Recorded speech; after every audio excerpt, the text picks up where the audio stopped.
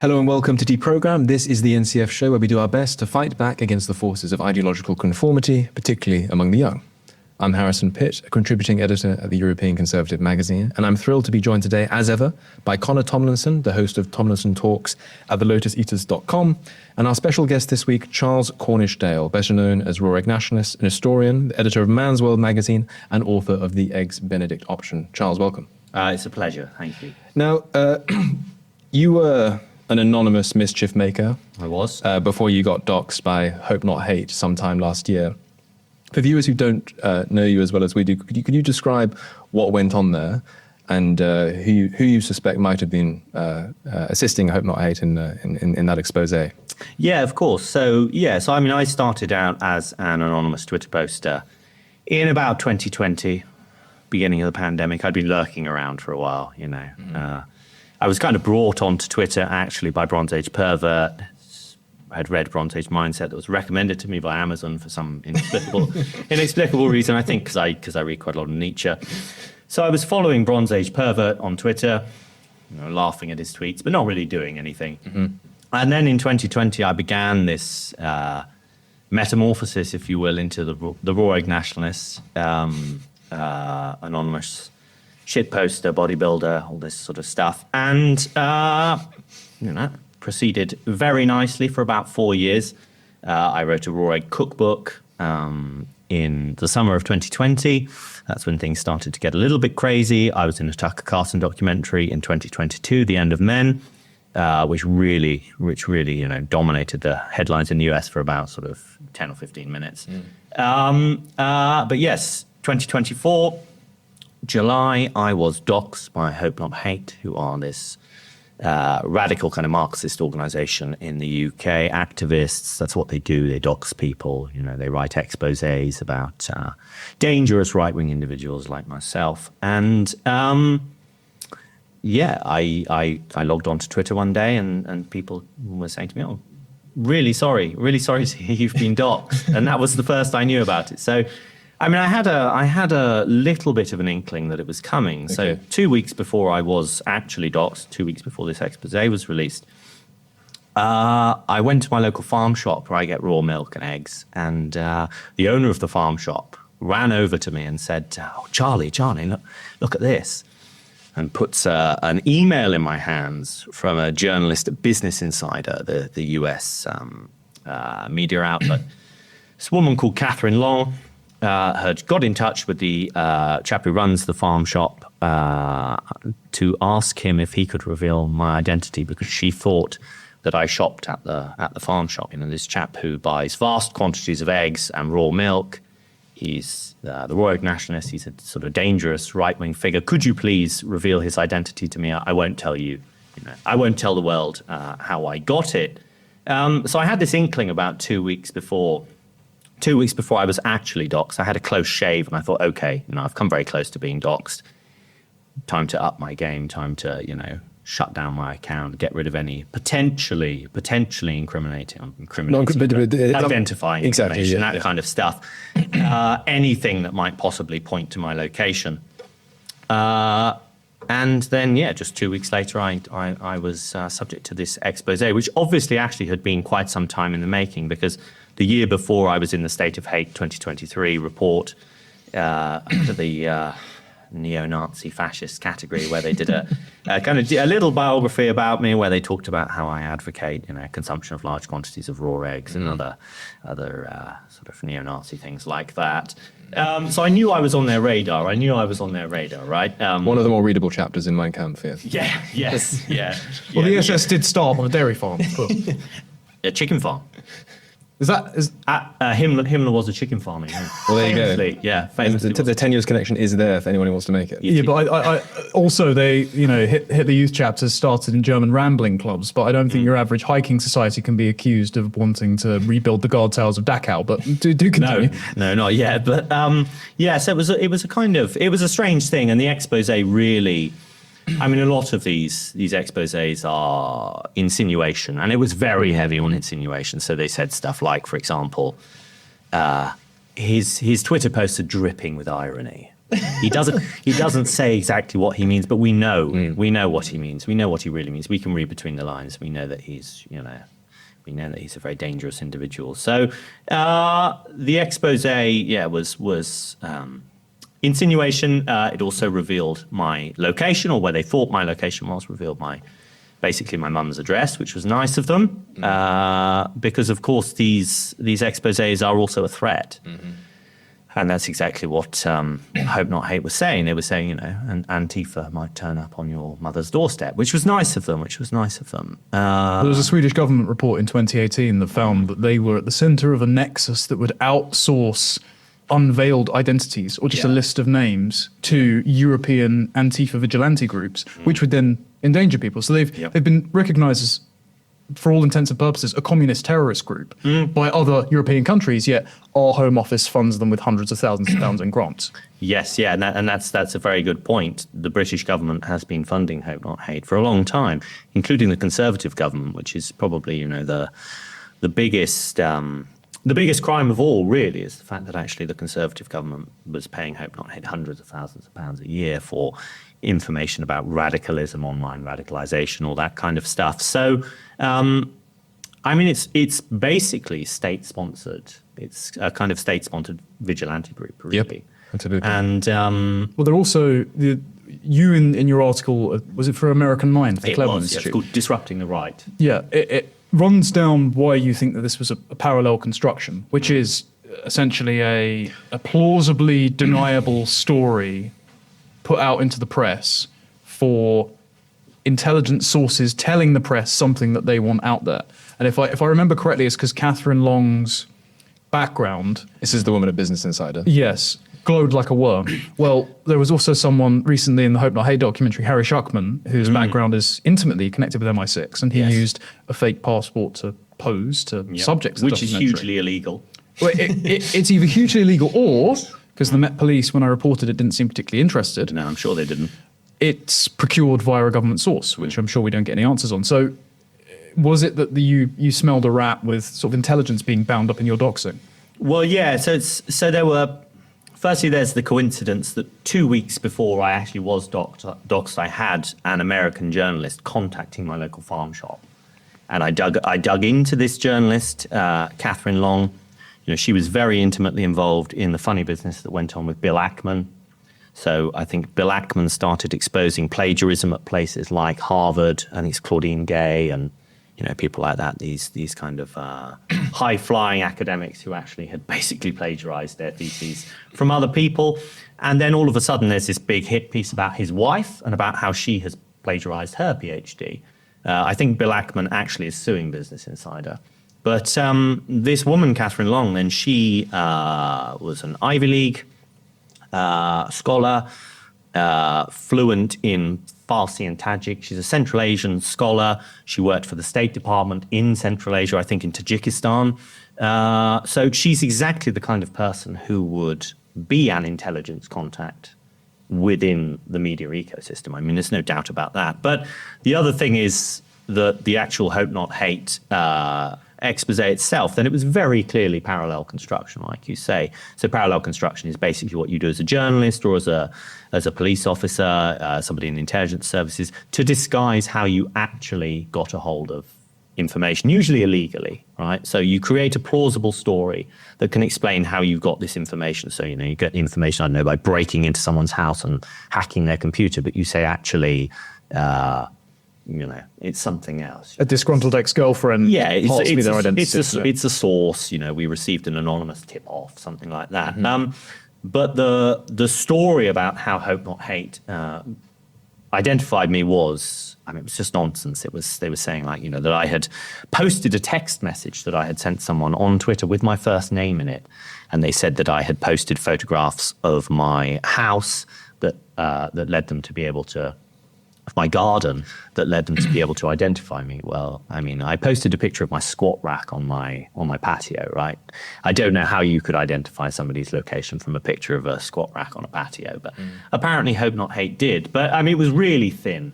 And if you actually compare the Hope Not Hate docs with, for instance, the docs of Jonathan Kieperman, aka Lomez, that was written in The Guardian not that long actually before I was doxed. Then We should say that Lomas is a sort of dissident right American thinker. yes, he's the founder of Passage Press, which is publishing my latest book. So he's quite a big cultural figure on the right now. He was doxed by The Guardian by this awful guy called Jason Wilson, who is basically hand in glove with Portland Antifa. And there was a long the docs article about him was long, and there was at least 1,000 words about how they actually found out his identity. Really detailed, talking about going through company records and old blog posts and all sorts of stuff like that, to establish his identity. And then I get a very short paragraph in this Hope Not Hate. I suppose it's like, he basically posted his name on Twitter, and we found out where he lives from a picture of his garden, which to me doesn't seem very plausible. So just more underhand means. Yeah, and in fact, so the first thing that I then did when I was doxed, after I stopped laughing, because I found it, I found it very funny indeed, was to send a subject access request to Hope Not Hate, which is something that you're very much allowed to do with any public body. You can make a request to have any personally identifying information that the organization has about you, and they have to supply it to you. So I did that. I sent Nick Lowles an email, and I said, look, you've got to give me all the information about that you have about me. I'm very concerned about this identification where you say I'm supposedly this dangerous individual who posts on Twitter. And they just wouldn't do it. I got the Information Commissioner's Office involved, which is the public body that is responsible for managing sort of data protection in the UK. And initially they played along, and they were chivying Hope Not Hate into giving me the information, but Hope Not Hate still wouldn't do it. And then all of a sudden, the Information Commissioner's Office turned around and said, actually, you know what? No, this is of journalistic value. And so they should be allowed to protect their sources. So no, you're not getting the data. So, I mean, they really do. Privacy suddenly is important to them. Suddenly privacy is important. But so they don't want me to know how they found out. If it really was just Twitter, and why would they care? Why would they care so much? But I think they are protecting a source of some sort, and there will be obviously email correspondence, probably, maybe text messages, whatever. I don't know, but there's something anyway that they're trying to protect. Nevertheless, we should be clear. This isn't a woe is me story. Your post-doxing experience has actually been quite exciting and cheerful. Yeah. And one of the questions I wanted to ask you, Charles, was that since this has happened, it reminds me a little bit of what happened when Hope Not Hate tried to expose Liz Truss for appearing on Connor's show on the Lotus Eaters. There is a sense in which these people, these attack dogs, these in many cases state-funded attack dogs, are only as powerful as we as a movement allow them to be. And I must give credit to Liz Truss, who I've criticized in the past. She did not back down when they tried to intimidate her into issuing a groveling apology and a condemnation of Connor, a condemnation of Carl, Benjamin, and a condemnation of the Lotus Eaters outfit. Likewise, I think that the right's broad response to your cancellation has been pretty stalwart. I mean, you've been published in The Spectator since, you've been doing the rounds on podcasts. Taking it away from you for a moment in particular, in terms of the kind of culturally, what does this signify? Do you think that the right is getting better, broadly speaking, at contending with these kinds of left-wing cancellation attempts? Yeah, broadly I do. I mean, I think that the situation, the broader environment is changing, and that's good. I mean, it's worth saying, look, like, there are different kinds of docs. And so often, people will be doxed on Twitter, maybe not by an activist organization, but someone will find out their identity. And the aim really, I think, with these kind of common garden doxings is just to get people to lose their jobs, to suffer reputational damage. But I mean, with someone like me, then, or with someone like Lomas, for example, in the US, then actually it doesn't really work like that. And so instead, what these doxings function as is threats, basically. Okay. And it was no coincidence that the Lomas piece was written by this chap called Jason Wilson, who, like I say, is hand in glove with Portland Antifa. And he's an apologist for Antifa violence. I mean, it's a very clear message. Antifa are on the case. Antifa know who you are. They know where you live. And they posted pictures of his wedding. They posted pictures of his wedding in the docs, and they posted details about his father's recent death. And I mean, they're the scum of the earth. Bastards. But no, I mean, I do think, broadly speaking, that actually it's getting easier to survive a doxing than it used to be. And it does start, I think, like you say, with actually not backing down, not being cowed, because that's what they want you to do. I mean, I think they wanted me, they thought that maybe what I would do is I would be ashamed and I would deactivate my Twitter scuttle account. away. Yeah, and hide somewhere and have a little cry or something. But, you know, if you don't do that, if you stand up and you're unapologetic and you say, well, actually, yeah, I mean, I've been saying these things from behind a veil because unfortunately we live in an age where, you know, it's not necessarily the safest thing to be right wing. We all know that that's true. Nevertheless, actually, now you've done me the favor of revealing my identity. I stand behind everything I said. I stand behind everything I've done. But yeah, I think the broader environment is becoming more welcoming. I think people are tired of this kind of left-wing intimidation. People are very tired of it. And you know, I mean, we'll see whether Donald Trump has a salutary effect on right-wing politics, general politics in Europe or not over the coming 4 years. But certainly in the US, I think it will. There's a big preference cascade happening in the US, as we've seen today. You know, with Mark Zuckerberg changing the misinformation rules of Facebook to be more like Twitter's. That kind of thing is happening. So I think he's looking less soyified by the day, isn't he? Yeah, he is. It's funny, you know. It's funny, isn't it? What happens to a man when he starts exercising? Does some jiu-jitsu. Yeah, does some jiu-jitsu, eats properly, gets some sun, does some surfing. Yeah. And then proactively brings Dana White, the founder of the UFC, aboard the metaboard, shuffling off the sort of Love Actually style new man of Nick Clegg off the stage. I did want to ask about that permeable barrier between US and UK culture, because I think certainly among the self-established media and political ecosystem in the UK, we have each other's backs. Yeah. And so cancellation only works if your own side decide to cancel you. And the more that we are treating the communist state-funded agitation of hope not hate like Freddy Krueger or David Bowie in Labyrinth and just saying, well, I don't recognize you as being morally legitimate, and just watching them impotently dissipate into dust, as Liz trusted, fortunately, the more that we are building up a parallel power base which is impervious to their claims. And I think that's certainly the case in the US with Trump, who, if you want to call him the highest profile cancellation in the world, where he literally took a bullet for his beliefs and had the famous mugshot and is still attempting to be charged by various mendacious actors in the Justice Department, even as he's about to be inaugurated, I think they recognize that their enemies are existential, they have no moral claim on them, and so they can disregard them, and they're just speaking to their in-group. I don't think that's necessarily the case yet in the UK at the political level. There are still insurgent political parties, be it some members of the Conservative Party, members of Reform, as we've seen this week in the spat with Musk, who are still delicate to hostile media framing. If they say, you're associated with this radioactive person, this boogeyman we don't like, therefore you're indistinguishable from them, so therefore you must sit there and ritualistically denounce the boogeyman unless you will lose favor with us. Why you should be courting favor with those people when they'd rather see you dead than victorious anyway, is the question. So the thing I wanted to pose to you is the popular will being granted to Trump to govern for the next how many years, and him becoming culturally acceptable, is that going to carry over to the UK and make it easier for us? I think inevitably it will, to some extent. Yeah, I think inevitably it will. I mean, he and JD Vance as well actually have indicated their willingness actually to sanction European countries. For example, if they try to do stuff like censor Elon Musk and Twitter. I mean, the Germans. The Germans were going very hard, I think, over the summer, talking about Elon Musk being brought to heel, and JD Vance said, "Look, actually, maybe what we need to do is we need to say to these European countries, if you don't respect freedom of speech, freedom of thought, then pay for NATO yourself."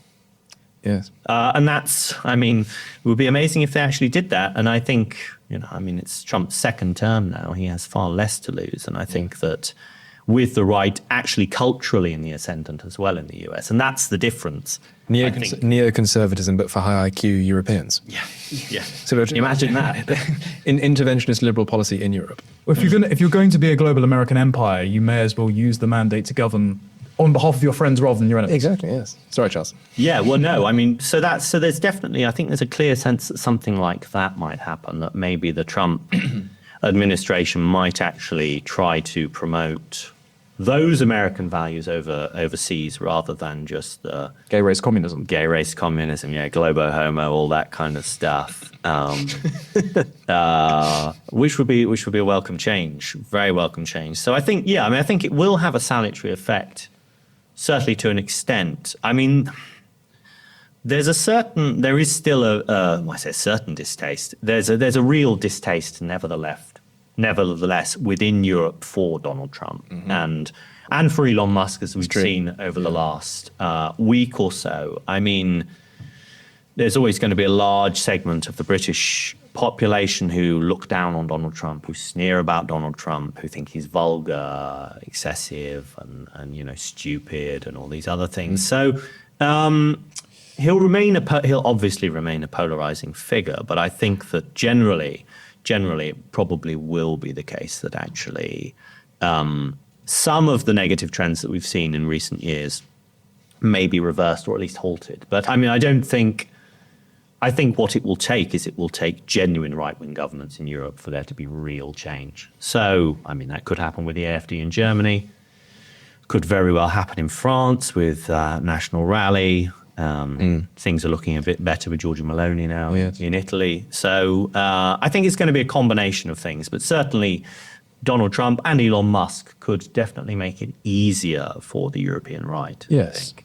And having a catalyzing effect, but it is probably laying the conditions for it really to take fire will have to be autochthonous rather than imposed from outside. I was going to raise this later, but I may as well raise it now since we're on the topic. Do you think that there's a risk?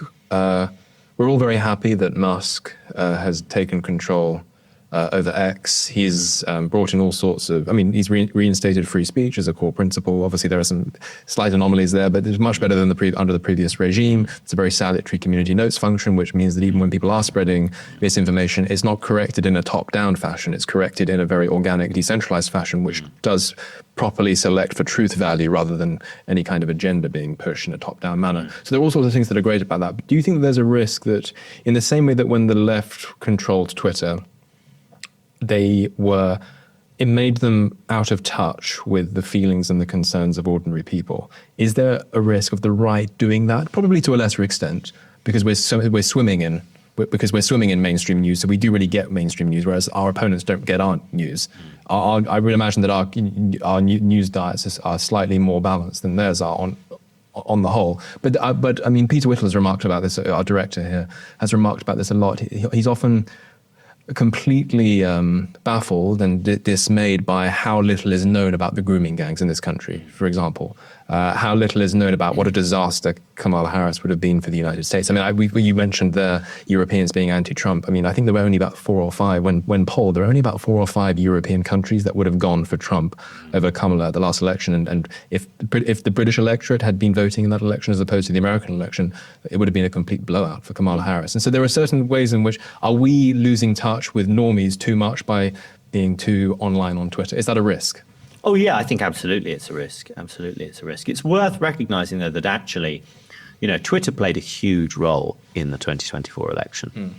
You had people like, there's this account called Martin, Captive Dream, and he was posting about Springfield, Ohio. He was posting about they're eating the dogs, they're eating the cats. And it really helped it really forced the issue. It really forced the issue. And then that actually, immigration was the defining issue of the 2024 election. He didn't make immigration the defining issue, but actually Twitter, the kind of Twitter ecosystem, the kind of right-wing ecosystem, actually really managed to push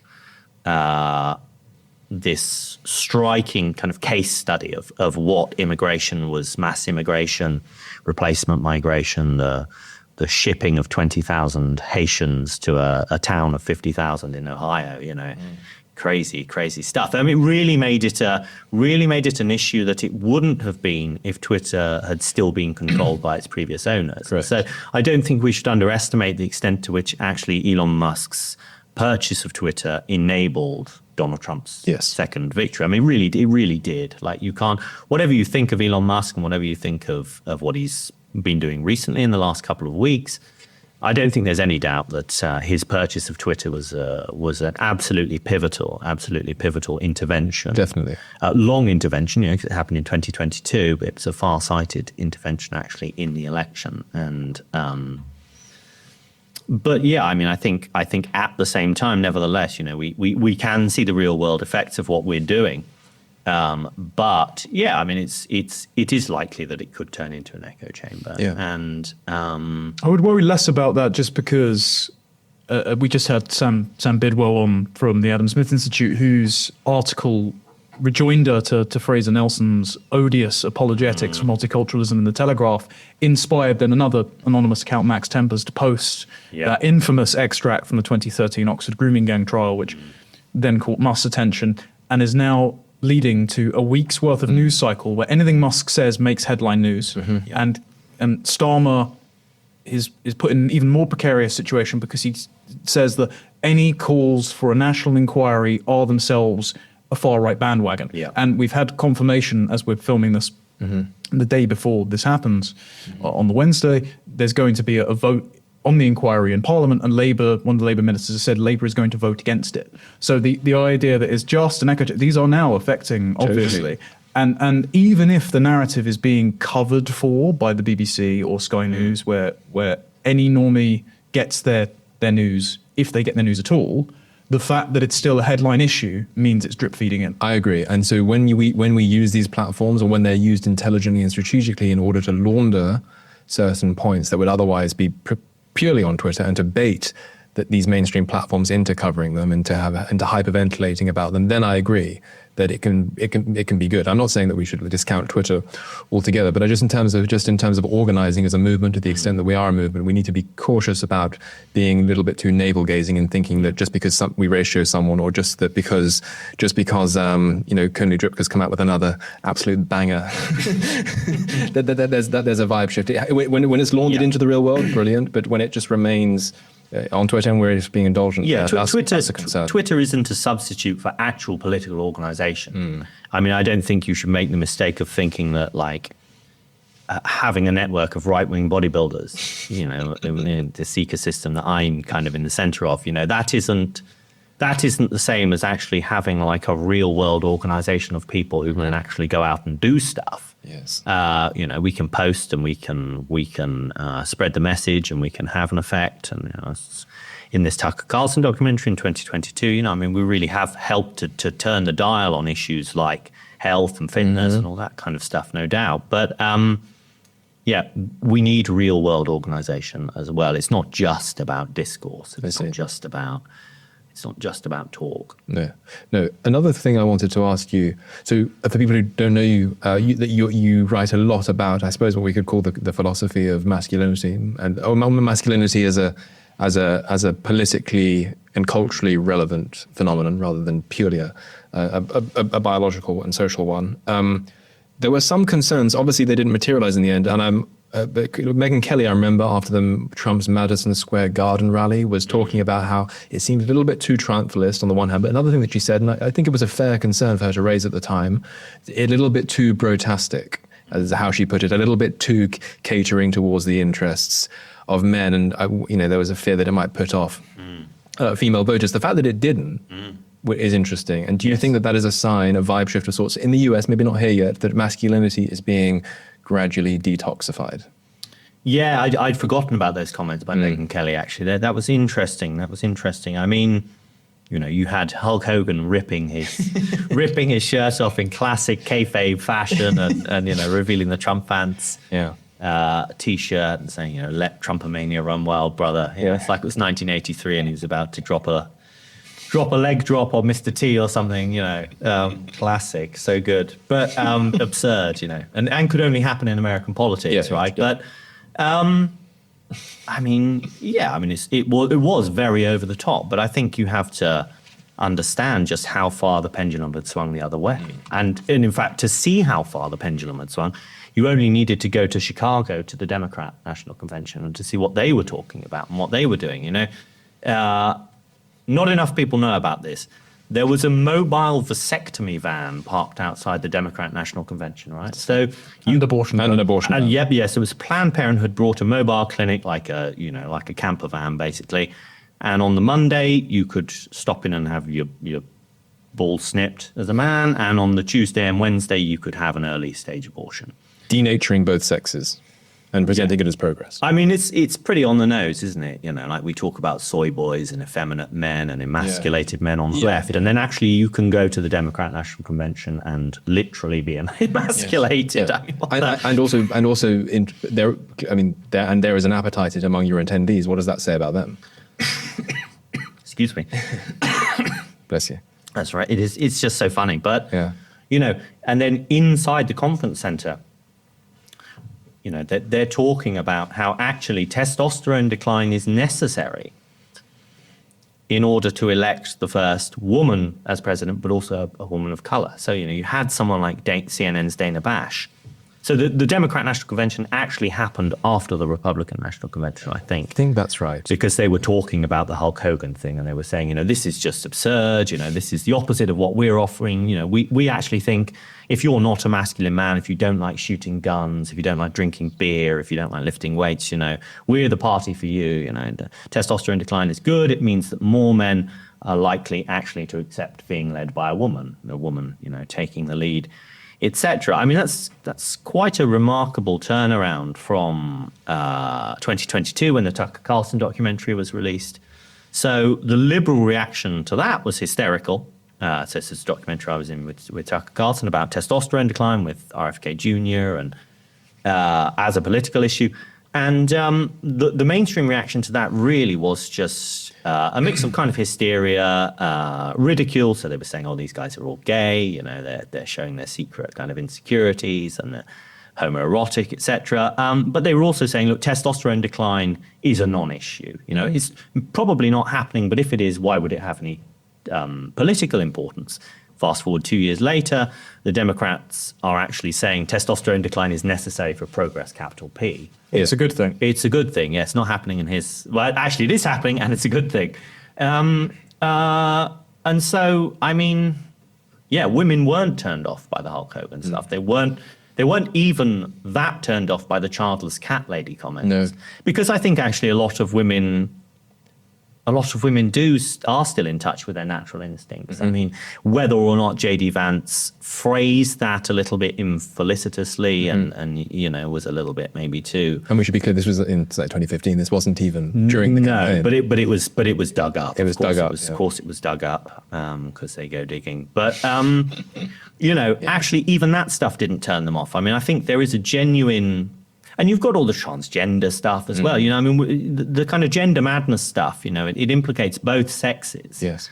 And it's all tied up together. And I think actually people can see that now. Yes. And so people are tired of, there's a general kind of cultural exhaustion, I think, Yes. with this kind of stuff. I think actually ordinary people, male and female, are prepared to say, you know, men and women are different. Yes. And that's a good thing, and they need to be different in order for societies to function. They have been different, and you know that's been necessary for our civilization as a whole. You know, like our civilization wouldn't have been what it was without division of roles and differences between genders, etc. You know, so yeah, I mean, I think it's actually a masculinity and the sexes in general, the differences between the sexes, re-enshrining the differences between the sexes.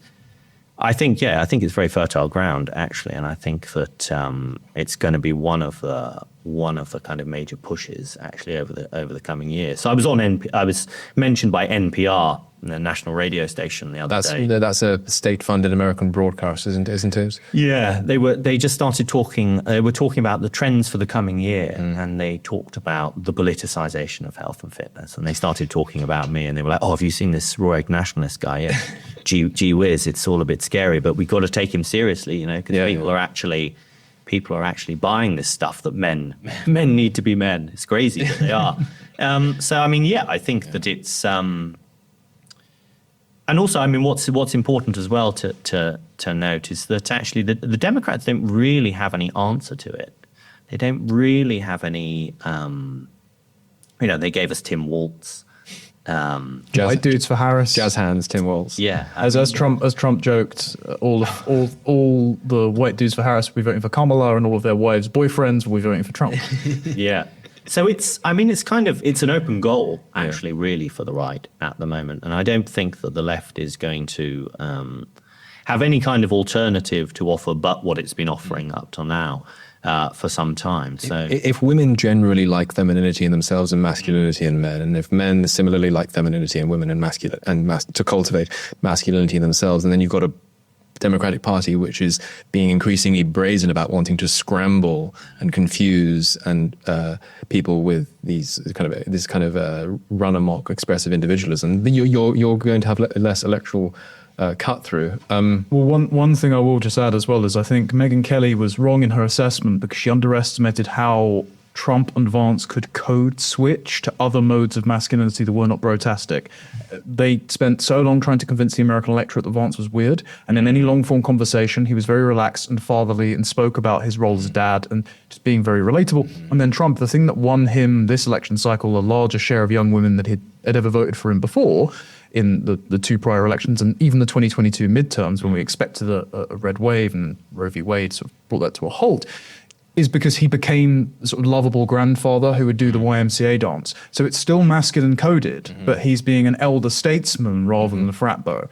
J.D. Vance is still masculine coded, but he's being a father rather than a neck-bearded online pugilist, which, have great affection for, but they do tend to scare the hose. So I think that's a winning formula in that. It's worth mentioning too, actually, the assassination attempt, or attempts rather, but especially the assassination attempt in Butler, because that was actually a moment when, the kind of brotastic rhetoric, let's say the kind of masculine rhetoric was put to the test. Donald Trump was on the stage, he was shot at by an assassin, he was clipped in the ear, and he got up and he offered this incredible display of defiance, of leadership, of masculine leadership in particular. As Zuckerberg said, it was badass. It really was. That's not something that you can fake. You can't fake standing on stage while an assassin has a gun pointed at you. And he didn't know that the shooter had been taken out yet either. He didn't know that. Didn't know there was only one, it could be two. Yeah, exactly. But he stood there and he raised his fist and he told his supporters, fight. And that's, you can't make that stuff up. And I also don't think actually that you can necessarily quantify the power of an image like that either. And that's one of the reasons, of course, then why the mainstream media so desperately tried to suppress pictures of Trump, that amazing picture with the stars and stripes billowing above him, and he's got blood on his face and he's got his fist in the air. Amazing. But that was you don't see that in democratic politics. You don't see that's like something you see on a medieval battlefield. Well, I wrote a piece for Courage Media recently titled America's Next Top Monarch. And obviously Curtis Yarvin, which Harrison has spoken to on The Forge before, which everyone should go and watch, has this idea of new age monarchs that Silicon Valley will birth from its corporate structure, these rogue elements who are wealthy enough to act as modern day kings. Musk is a certain candidate for that. But another way of reading monarchy is that of what esotericist Julius Evola would have said as immanent transcendence. You are substantially representing a set of values, a kind of upward looking transcendent principle for the people that you rule over. And so it's not democratic legitimacy, which confers, which makes your rule fair and beloved, but it's this sort of mandate of heaven being bestowed upon you by swirling historical forces. And it seems that Trump is a named character in a world historical drama. And in that sense, his role as living meme makes it just as much a monarch as being the world's most famous man or being friends with the world's richest man. Yeah, well, I think so. Donald Trump was an embodiment of the American dream anyway. He's been that since the 1980s. He's all the excess, the kind of brash boldness, the kind of overweening ambition, larger than life. Even his hair is gold, right? But that did something to him. That moment did something to him and really did, I think, show that he is a politician unlike any other, and maybe not a conventional politician either. I mean, of course, he's an outsider. He isn't a professional politician. He came into politics from the outside, and that's been a huge part of his appeal. Of course, is that he's a normal man, but he is like the kind of embodiment of the American dream. He's not a career politician. He embodies the hopes and dreams of American people and of America as a place. He's more than just an individual. He's like a kind of floating signifier, whatever you call it. But then, yes, I mean, immanent transcendence. I think that's quite a good way to put it. Actually, I mean, he, in a sense, he showed the kind of the transcendence of American values over death. Actually, I mean, that's what that moment was. That was courage. And in many ways kind of symbolized the whole struggle of the American people over decades, actually, to reassert themselves, to reassert their values and their identity against forces, impersonal forces that are trying to destroy them. This kind of the offshoring of manufacturing, mass immigration, all this kind of stuff, cultural relativism, the spread of diversity politics, all this kind of stuff. So yeah, I mean, Donald Trump isn't Caesar. Donald Trump isn't going to cross the Rubicon and become an American Caesar. But I think he embodies the qualities of a monarch in a way that very many, most politicians don't. We have very few people like that in Europe. Maybe in Britain, maybe someone who's vaguely close to that might be Nigel Farage, but not really. I mean, Donald Trump has this cult of personality. He has a kind of magical personality. And that does make him a king-like figure. I wrote a piece for Lotus Eaters, which was actually based, for the magazine The Islander, which was actually based on the foreword that I wrote for a book called Esoteric Trumpism. And I did this by Konstantin von Hofmeister, and he was talking about the kind of esoteric aspects of Trump's personality, the cult of personality, and all that kind of stuff. And I did this forward where I talked about Trump as a kind of sorcerer king. So I used James G. Fraser's Golden Bough, this classic work of anthropology, to talk about the earliest kings, how kings emerge in primitive societies as powerful sorcerers, basically.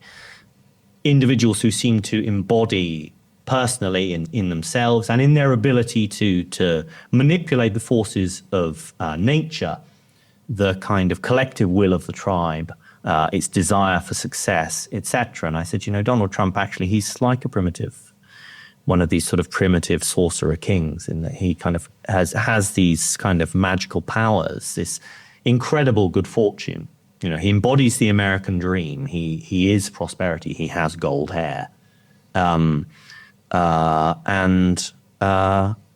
it's funny. It's funny to think of him like that, but it's not stupid. It's actually not stupid. There is a force of personality to Donald Trump, and there's something about him as a man that distinguishes him from other politicians and is king-like. And I think maybe in the future, then yes, we will see a more genuine monarch emerge in American politics. Perhaps, I don't know, but I don't think it's Donald Trump formally. I don't think that he is a monarch. I mean, the president has executive powers, and the presidency was intended to be a kind of elective monarchy.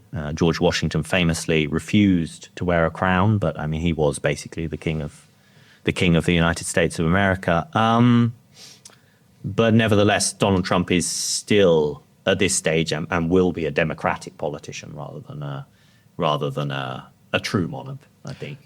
I think as well with Trump. And there's another thing that Americans love is a character arc, and the use of the word American values can be a little, and the American dream in particular can have very inspiring and nourishing meanings, but it can also have quite low-grade, gaudy meanings. And there's a sense in which when Trump was just this symbol of prosperity for its own sake, casinos, consumerism, that's a very shallow gloss on American identity. I think what people find particularly inspiring about Trump, particularly in the aftermath, first of the relentless lawfare against him, those were slings and arrows in and of themselves, and then that bullet which grazed his ear, is that he's no longer someone who's purely in the business of self-improvement and self-enrichment and all these sorts of things. It's impossible to give a shallow materialistic gloss, try as the mainstream media might, on why he's in politics. Oh, he's just trying to make money. He's just trying to bet. You know, they go. Despite the fact that he's lost. It's about that he's lost loads of money. He's suffered reputational damage. He nearly got shot through the head. There's a sense in which he's transcended the very shallow understanding of American identity and become a more of a cowboy pioneering Theodore Roosevelt like figure who was famously shot and continued to speak because for an hour because he'd been shot before, and he could tell by the fact that blood wasn't coming out of his mouth that it hadn't been shot through the lung. So he continued with this is extraordinary stuff. And so there's a character arc there as well as just this being impressive in and of itself. Go on. Yeah, well, I was going to say, I mean, look, Donald Trump has been talking about being president for a long time. Yeah. People were asking him in the 80s, you know, I mean, there are Playboy interviews. I think there's a famous Playboy interview where he says, you know, I'd be a Republican president because Republicans will be stupid enough to take me, or something like that. Yeah, he did say that, yeah. That gets kind of wheeled out from time to time. But I mean, so the presidency has been dangled like a bauble before him for decades, right? And so I'm sure a lot of people have thought, well, yeah, of course, the next thing for Trump is just to be president. You know, he's built Trump Tower, he's made all these billions of dollars, he owns all these casinos, he's got a hot wife, you know, he's done everything apart from be the president. But actually, yes, the display of defiance, the kind of transcendence of death, I think, has elevated him. And I think it's shown people that actually he is a serious man. I mean, I can't imagine any European politician really reacting in that way to could you imagine like David Cameron reacting to an assassination attempt by ripping his shirt off and you know. Well, have you seen Keir Starmer trying to hit a box? What do they call those things? A punch back. It's just embarrassing stuff. I don't think Ed Davey is going to demonstrate any death-defying courage at Alton Towers anytime soon. We should probably get into some stuff about what your best know. So I mean, I knew you'd like this because I think you're a bit of something of a classicist. Horace once said, "You may drive out nature with a pitchfork, but nevertheless she'll come scurrying back." And I think one of the things that distinguishes you as a thinker, Charles, is that unlike most sociologists who view the human person as a kind of malleable bit of clay, you take a thoroughgoingly natural and biological approach, not just to our understandings of human beings, but how that translates into political phenomena. And I think you even believe that declining T testosterone. T levels, yeah. yes, sorry, T levels, sorry, are an important contributing factor to rampant progressive politics. I think this is the subject of your upcoming book. My new book. Give us a sort of the thumbnail sketch of your theory on that. So I'm writing a book at the moment. I finished the first draft of it in manuscript form. It's called The Last Men, Liberalism and the Death of Masculinity. And it's coming out with Passage Press, late spring, I think, early summer. And it basically follows on from the Tucker Carlson documentary that I was in, The End of Men. So it's discussing the same kind of themes, testosterone decline, the political implications of testosterone decline in particular. And I think that hormones define who we are. They do. You can be very reductive about it, and you can just say, you know, humans are hormones and that's it. And I don't believe that. But nevertheless, I do believe that hormones are a defining factor in the way that we behave, the way that we think about ourselves, the way that we feel, the way that we behave, and that they've been neglected as a force in political and social explanation. So basically nobody has ever really kind of offered a kind of integrated hormonal theory of politics, let's say.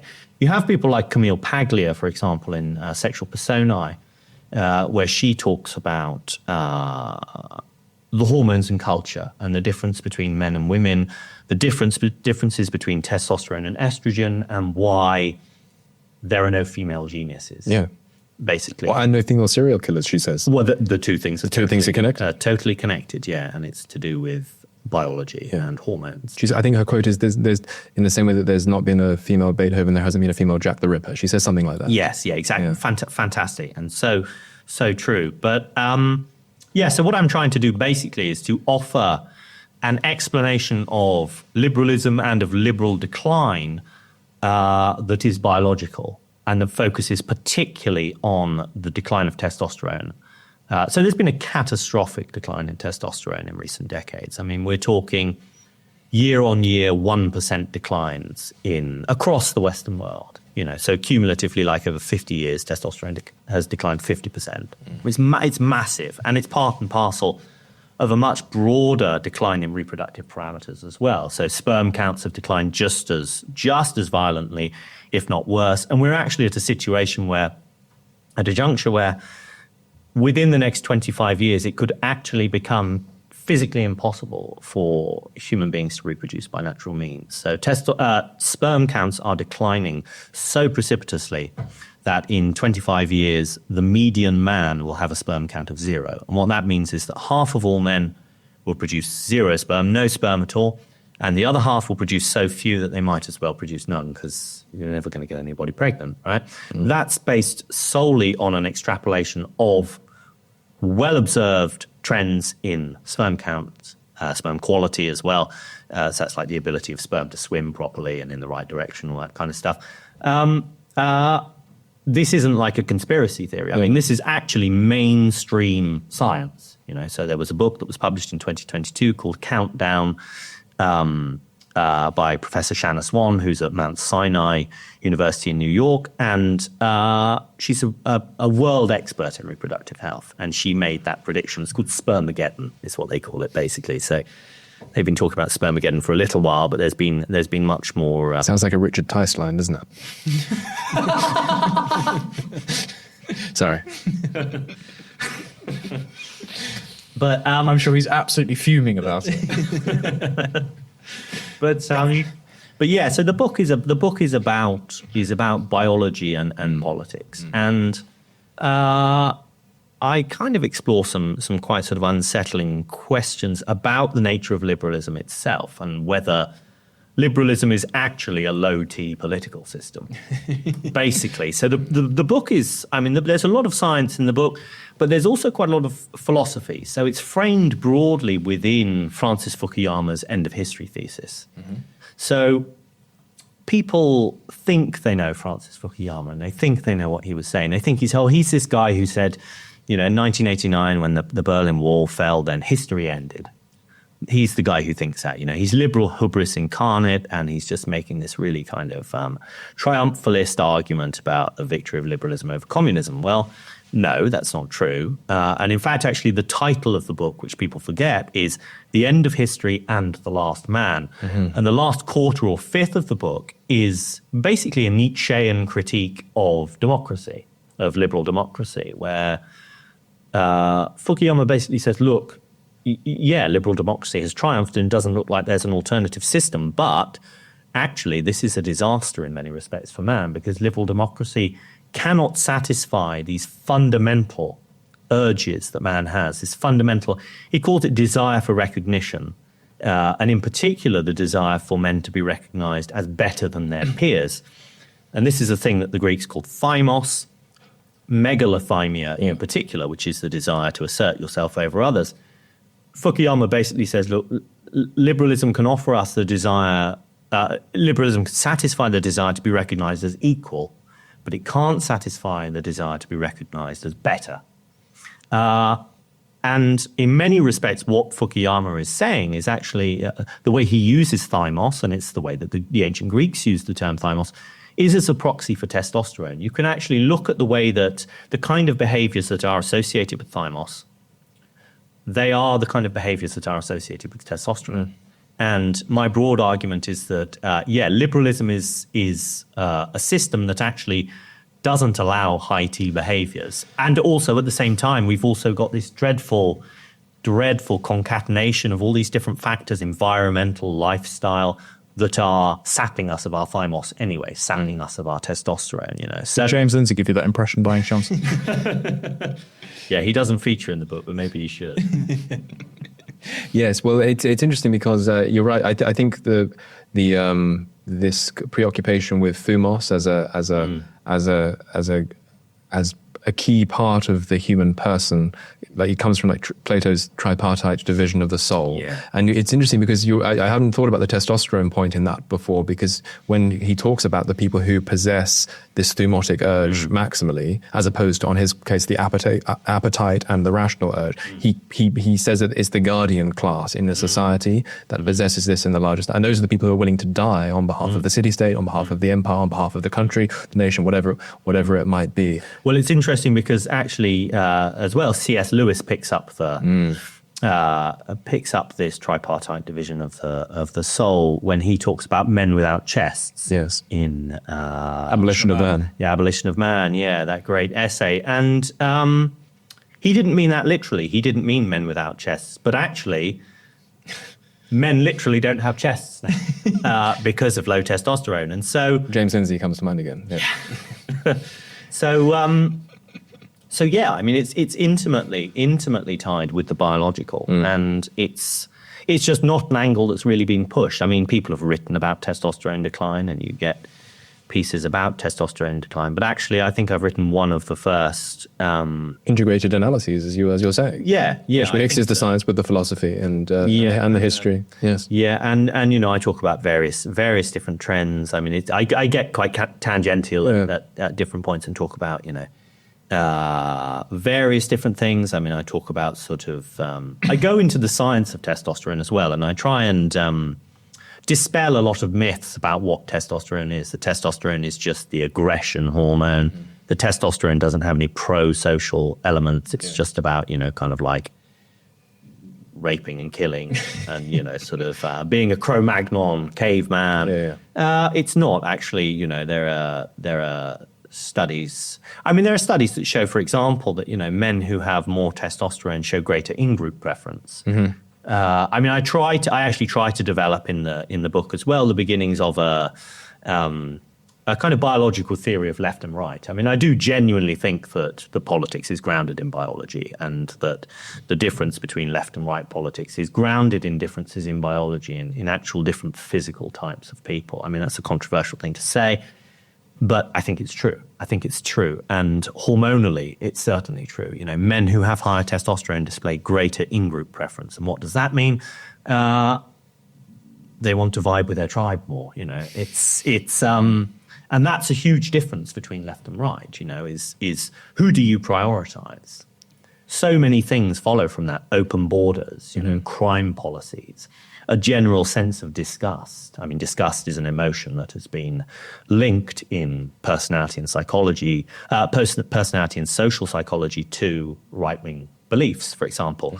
And then you've also got attitudes to hierarchy, for example. So again, it's been shown that men who have higher testosterone believe in the importance of hierarchy more, that they accept hierarchy, they accept their place in hierarchy as well, but they also are prepared to compete for hierarchy as well. So it's an interesting book, if I may say so, having written it myself. But yeah, it's very different from anything else on the market, and I think it's very timely with all this masculinity stuff as well. And I sort of critique a lot of work that's been written about masculinity. A lot of these books there's like a book called, I think, Of Boys and Men by Richard Reeves, rather, not Rachel Reeves. And it's one of these kind of like sensible centrist kind of books about masculinity, where it's like, oh yes, feminism has gone too far. Of course, we can all recognize feminism has gone too far. What we need to do is we need to equalize the benefits of feminism for men as well. And so, we need to give men a pat on the back as much as we give women a pat on the back. It's grey goo accelerationism. Yeah, it's just, and it's the kind of thing that then gets picked up by like conservative figures in the US. You have Josh Hawley talking about it. It's like, this is how we make masculinity great again. And of course I actually say at one point in the book, someone like Camille Paglia understands far more about masculinity than this Richard Reeves dude does, who just thinks that actually we just need to be nice to men and everything will be Get the beanbags out, get everyone sitting down, singing Kumbaya, then the mental health epidemic. The approach is going to be different given the fact that the sexes are different. Just because the very last thing I want to ask before we end and go to members' questions, Charles, is that I suppose one of the paradoxes of living in our modern age is that we pride ourselves on living in a scientific age that has abandoned faith, and yet because science is a very technical discipline and constantly proliferating, there's a sense in which we need to take more on faith now than we ever have done before, and particularly at the moment where there's such a collapse of trust in authorities, not least the health establishment. And you might even argue that the health establishment has an economic and financial stake in making sure that we're not healthy, to making sure that we're not engaging in these sort of health preventative lifestyles. What rough advice could you give in sort of 2 or 3 minutes to men who maybe want to boost their T levels, who maybe want to make sure that they're cutting out of their diet things which are going to turn them into soified insufferable? Yeah, okay. So I'd say maybe 3 or 4 things. One thing that's actually heavily neglected when people look to optimize their health, especially men, is sleep. Mm-hmm. So get sleep. Sort out your sleep schedule. Try to get 8 hours a night. There have been studies that show that if you double your sleep from 4 to 8 hours a night, you double your testosterone. That's actually been demonstrated. Most of your testosterone is produced during the night. If you're not sleeping properly, you will have lower testosterone. And obviously, poor sleep has other effects as well, cognitive effects, as affects your motor skills. It will affect your athletic performance. So sleep. Sleep is a good one, and it's something that you can fix. Work on your sleep hygiene. Don't use electronic devices, mobile phones, computers late at night. Wind down. Follow your body's circadian rhythms. Follow the natural diurnal rhythm of the world, which our ancestors have done since time immemorial. It's dark, you go to bed. Right? Don't create an artificial environment in your house where it's too warm and it's too bright and your body thinks it's the middle of the day. Right?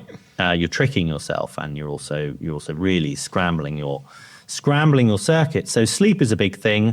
Diet, obviously, and I think as far as diet is concerned, you want to build a diet based around nutrient-dense animal foods. You absolutely, I think, if you want to be in optimal health, I talk about this a lot, you have to eat animal foods. You have to eat fatty cuts of meat, organ meat, eggs, of course, dairy, that kind of stuff. Cut out processed food. Processed food is probably the worst thing you could possibly eat. Yeah. That's food that's made in a factory, wrapped in plastic, and then sold to you on a supermarket shelf. Basically, that's processed food. We all kind of know what it is. And that's a big focus of RFK Jr.'s Make America Healthy Again agenda, is stopping people eating so much processed food, because they're getting like 80% of their daily calories from it now, including children who are being set up to fail by their parents eating this absolute junk. So, as well, of course, a very, very powerful thing that you can do is to learn to cook. Learn to cook for yourself. And that's one of the reasons why my first book was a cookbook, because it's a hugely liberating thing to be able to cook for yourself. What's it called again? Raw Egg Nationalism in Theory and Practice. Cook good with the Raw Egg Nationalism.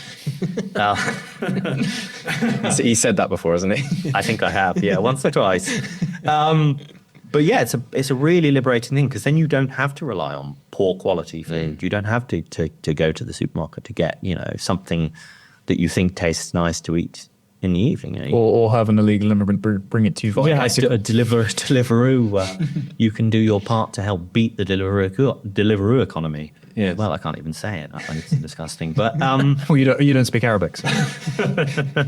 But and then of course exercise, lift weights. Yeah. Those are 3 or 4 really, really fundamental things that you can do. If you're a man generally, I don't think that you should, we were talking about this earlier before we came on air, I don't think that you should reach straight for testosterone replacement therapy. Just to be clear, that I wasn't saying should I do that. No, Harrison, Harrison's, I can tell Harrison's high T, man. He doesn't need TRT, but a lot of men will just say, oh, I've got low testosterone, I've got the symptoms of low testosterone, or they've been diagnosed, and they've had a blood test done or whatever, I'll get TRT. Yeah. And it will improve their lives, of course, but it comes at a cost. I won't get to the details of the cost, but it does. All of these medical treatments come with a cost, and in the case of TRT, it's dependency for life, basically. Most men are not congenitally low T. They don't have a biological problem that is making them low T. It's that their lifestyle is dreck. Their lifestyle is bad. They're not eating right. They're not sleeping. They're not exercising. So if you make these fundamental changes, actually you can transform your life. It requires willpower. It requires making a change. But actually, I think really you want to do that rather than just reaching for the easy medical option. biopolitics, political philosophy, and a robust health regimen. Thank you very much for coming on to Deprogram, Charles, and giving us all this stuff. We have some members some questions from members, so do stick around. I will. Thank you very much as ever. Do catch the extra members section by joining up as an NCF member. If not, feel free to like, subscribe, leave a comment if you wish to do so, and we shall see you on the next Deprogrammed. Hello. If you're enjoying the New Culture Forum channel and you believe in our mission, may I invite you to join our membership scheme at the link below or on our website, newcultureforum.org.uk. Our work is more important now than ever, and we have great plans ahead for the future, but we can't do it without your support. From as little as £3 per month, you can help ensure that we continue on our mission. As a member, you'll receive a range of benefits, including access to exclusive content, invitations to our private events, including here at our studios, free copies of our books, and much, much more, including, of course, our famous NCF mug. If you aren't able to become a member, then please help us by clicking this button and subscribing to our channel. It's completely free. Just remember to also click the bell icon so that you can get notifications when we post new videos. Thank you.